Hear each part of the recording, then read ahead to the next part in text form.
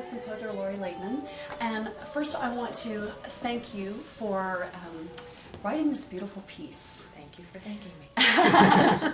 Well, it really is amazing, and it's wonderful to have a piece that's so exposed and so powerful like this. And I would just like to ask you, what put it in your head to not put piano underneath, and to put it for obligato, instrument, and soprano? Well, it's interesting because I wrote it for Lauren Wagner and Gary Louie. Gary at that time was living in Rockville, not very far from here, about 10 minutes away. Mm-hmm. So after I would, complete every movement, I'd call him up and he'd like drive over and try it out. But the reason I did it, I wanted Lori and Gary, Lauren, her nickname is Lori, Mm-hmm. to meet each other, Mm-hmm. and I didn't think I needed piano. The interesting thing about it is that saxophone's usually a solo instrument, Mm-hmm. and here it takes the part of the accompaniment. Hmm. I was a little bit worried about whether the piece would work because the ranges are similar for both the voice and the sax, although clearly the sax has a bigger range than the soprano. Mm-hmm. But I was concerned about that. Lauren was the one who suggested the poems. Mm-hmm. Although I picked the poems from the book, I never saw Another Butterfly. Mm-hmm. And the rest is history. So then what made you go for, because now you've reorchestrated it for several instruments. I have, but I guess it was probably about 6 years ago that I made 2 versions, or maybe it was 10 years ago, for clarinet and voice, and for bassoon and voice, which Mm-hmm. is the one you're singing. What we're doing. Mm-hmm. For me, it was essential to have the sound of the reed, as sort of the crying part. Haunting. Yeah. Yeah, absolutely. Yeah. And it's interesting, because each one has a different feel, when you hear it. I think Mm-hmm. I think they all work well. Mm-hmm. Do you have a favorite? I do have a favorite. It's not bassoon. I'm gonna pretend I didn't hear that. I have to say it's saxophone, the Really? original. Yeah. Well, But I like them all. I love them all. It has been done with bass clarinet. It's been done with flute and, Mhm. and alto flute and, Uh-huh. and bass flute. I think, though, a reedy sound is essential for getting everything out of the piece that Mhm. should be gotten out of it.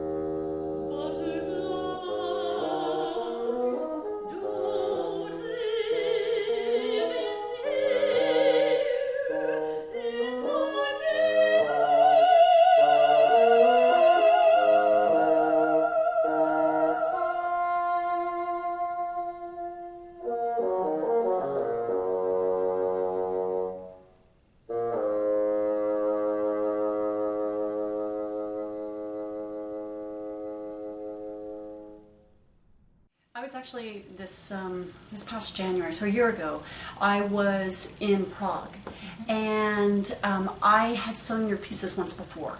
I sang them in 2014.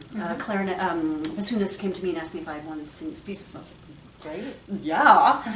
And so then, of course, I went to Prague, and while I was there walking around, it was wintertime in the snow, and I had this a very different appreciation for the pieces. And I am wondering, to your knowledge, have the pieces been performed In Prague? in Prague? I don't know. But this, quote, sequel that I'm supposed to write for this soprano in Alabama, I'm going to be writing it for soprano and clarinet using poetry of Nellie Sachs, who was a great German poet. And she specifically wants to take them overseas to Good. Prague and to concentration camps. That's great. And so the pieces came to your attention because of Lori? Well, the poems, yeah. Yes.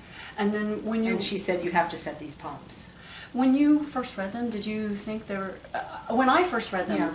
through your music, I just thought, there's no way I can get through this. Well, yeah, you have to divorce yourself as a You really performer, do. otherwise you start crying. Yes. And, well, as a composer, I have the luxury of crying. Right. Because I'm not performing. Right. But, this was the first of many Holocaust-themed song cycles that I eventually wound up writing. And I feel it's so important to feature this poetry and preserve it and to give these people who lost their lives a voice. And some of these poems were very hopeful. That's the thing. I mean,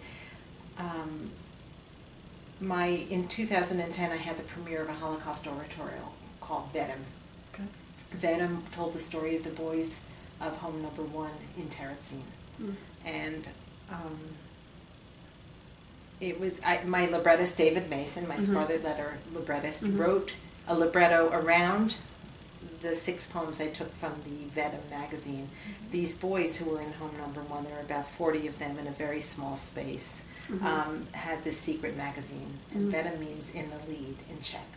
And every Friday night they would secretly read their writings to one another. Oh, wow. They'd write poems and they'd tell stories. One of them described the crematorium and the dimensions of it and the smoke that was coming out of it.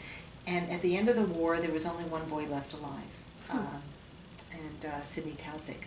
His father was the man who shoed the horses for the Germans, and they tried to take Sidney away to Auschwitz, and the father said, "I can't shoe your horses unless I keep my son." So Sidney buried, there were 800 pages of this magazine left, and he buried them all with his dad. They made a secret box and they buried it behind the place where he used to shoe the horses. And after the war he retrieved it. So you have this unvarnished look at what life was like for boys. The boys were probably between 8 and 16, all crammed in together. And when we had the premiere in 2010, there were 6 survivors who were still alive. They were in their 80s, and 4 of them came to the premiere from all over the world. And some of them had not seen each other since the war. Hard crust he crawls in his gums, he's who they got with sailors. Wipe a man with working guns instead of hard rolls, lentil soup.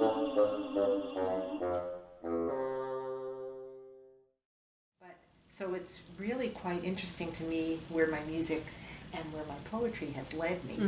And very surreal where I was in a hotel in Seattle for a premiere, and I go down in the lobby and I meet Sidney Tausig, the boy who buried the poetry. poems. Yeah. I mean, it's quite amazing.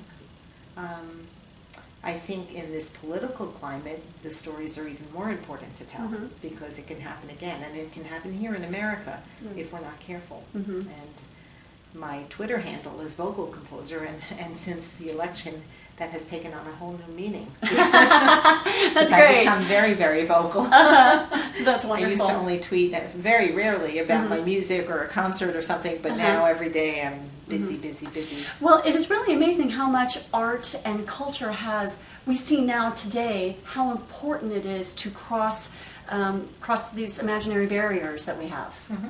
And this piece for me is particularly important because obviously the subject matter, but there are people in my neighborhood who think completely oppositely of how I feel, and with the election, you know, you're a female composer who's given voice to those who didn't have, whose dreams weren't realized. So it allows for some healing. It does. I mean, I think the best way to have empathy and to cross boundaries and to develop understanding is to tell a story of one particular person. Well, I think, and here, of course, I'm telling 6 different, or 4, because some of the poems are by the same people. I wonder what it's like for you, seeing people in the audience, hearing this this poetry for the first time in such a haunting, raw, open way. Yeah, well, the way I think of the music is that, the poems are fantastic, and the music is clearly just my interpretation of the poems. But I think that music gives it, for me, I always think of it as like a black and white TV versus a color TV. That the music gives it an extra dimension that makes sometimes what is a very, very difficult poem to read, makes it accessible by virtue of its of the music.